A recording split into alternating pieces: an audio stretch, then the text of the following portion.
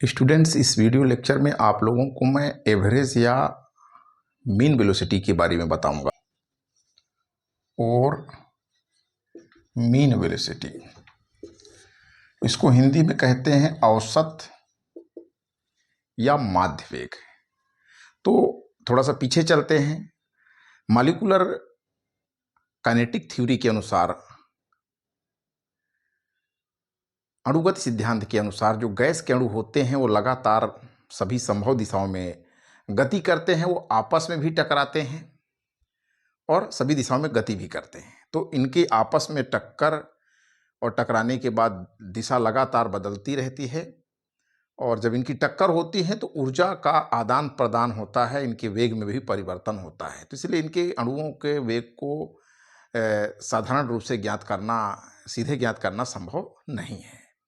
तो वेग ज्ञात करने के तीन तरीके हैं। एक तो औसत वेग कहते हैं, दूसरा वर्ग माध्य मूल वेग, और तीसरा होता है मोस्ट प्रोबेबल वेलोसिटी, अधिकतम प्रायिकतम वेग।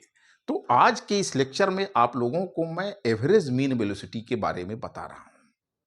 तो गैस के अणुओं का वेग अलग अलग होता है, और मानिए कि गैस के अणुओं का समूह है, अणुओं की संख्या n है, जिनके वेग C1, C2, C3 है। तो उनका जो औसत वेग होगा n अणुओं के वेगों का अंकगणितीय जो माध्य होगा वही कहलाता है औसत वेग। C1, C2, C3 and so on. और इसको आप n से डिवाइड कर देते हैं तो जो वेग निकलेगा उसे कहेंगे औसत वेग। अणुओं की संख्या n है, जिनके वेग C1, C2, C3 है।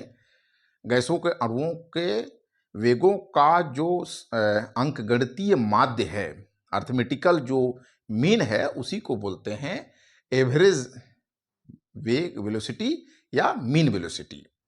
अब मान लीजिए कि अणुओं की संख्या, ऐसे समूह है अणुओं का जिनका वेग C1 है, N1 अणुओं का वेग C1 है, N2 अणुओं का वेग C2 है, और N3 अणुओं का वेग जो है वो C3 है। तो इसको किस तरीके से वर्ग, आप जो औसत वेग है इसको इस तरीके से भी लिखा सकता है, N1 C1, N2 C2, और इसी तरीके से NN CN divided by N।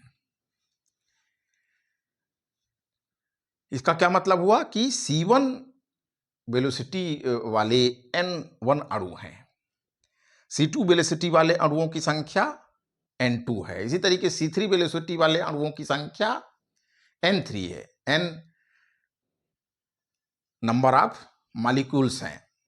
अब जो वेलोसिटी होता है उसको सीधे से ज्ञात करना संभव नहीं है, तो इसके लिए सांख्यिकी विधियां अपनाई जाती हैं। स्टैटिस्टिकल मेथड के अनुसार,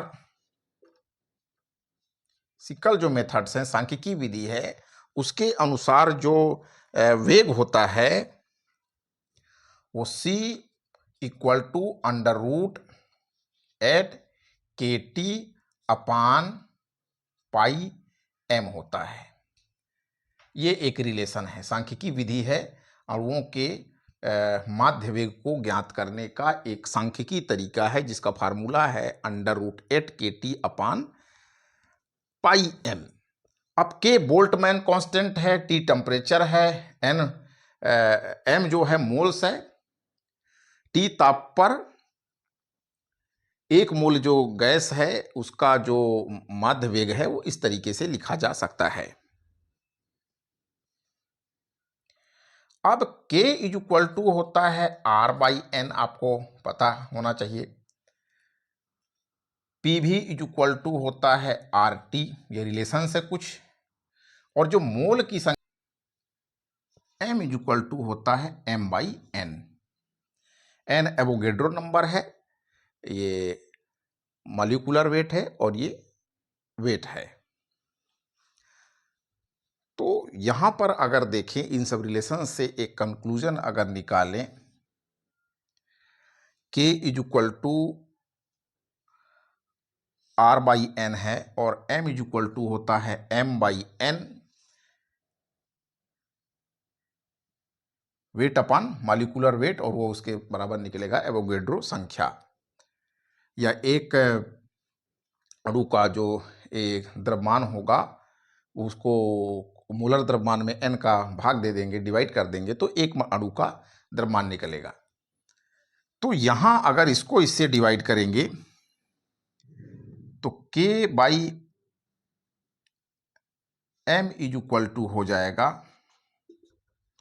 k by m is equal to r upon n, और इसको आप लिख सकते हैं, इसको इससे डिवाइड कर रहे हैं, k डिवाइड बाय m है, तो सेकंड जो साइड है उसमें r अपान n के डिवाइड में हम लिख रहे हैं n बाई m, तो इसको भी इस तरीके से लिखा जाएगा। तो इसका मतलब क्या हुआ, k by m is equal to हो गया r by m, k by m is equal to हो गया r बाई m। तो जो वेलोसिटी की बात कर रहे थे, वर्क माध्य वेग की जो बात कर रहे थे, जिसका जो स्टैटिस्टिकल एक मोल गैस के लिए जो T ताप पर जो वेग है, अणुगति सिद्धांत से, मॉलिक्यूलर थ्योरी से, एक मोल गैस का ये वेलोसिटी है, velocity of one mole gas according to kinetic theory, वो है c equal to 8k by KT by pi m। अब ये कुछ रिलेशंस मैंने लिखे जो बोल्ट्जमैन कांस्टेंट है, आप इसको आदर्श गैस समीकरण के रूप में, आइडियल गैस इक्वेशन के रूप में जानते हैं, और ये एवोगैड्रो नंबर के साथ वेट और मॉलिक्यूलर वेट का रिलेशन है, और इससे आपने कंक्लूजन ड्रा किया कि k by m is equal to r by m है। तो इसको और दूसरे रूप में लिखा जा सकता है, k बाई m की जगह आप क्या लिख सकते हैं, r बाई m। तो ये फार्मूला c इक्वल टू क्या बन जाएगा, c equal to k by m की जगह क्या लिख दिए, तो RT बाई m हो गया, RT बाई पाई m, एक फार्मूला ये हो गया। दूसरा PV इज इक्वल टू होता है, PV इज इक्वल टू होता है RT होता है, इक्वेशन देख रहे हैं आप, तो इसको आप 8 PV अपान पाई m ऐसे भी लिख सकते हैं। और डेंसिटी और वॉल्यूम का रिलेशन अगर देखें, डेंसिटी और वॉल्यूम का रिलेशन देखें, डेंसिटी इज इक्वल टू होता है, डेंसिटी इज इक्वल टू होता है mass upon velocity, sorry volume. Density is equal to क्या होता है, द्रव्यमान बटे वेग।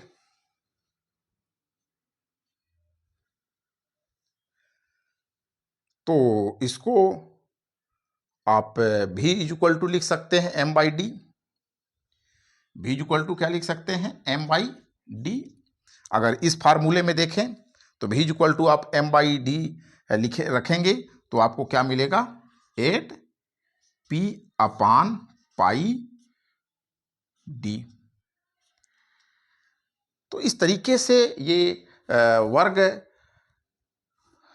माध्य मूल वेग निकालने, इस तरीके से आप इन फार्मूलों की सहायता से जो एवरेज वेलोसिटी को निकाल सकते हैं।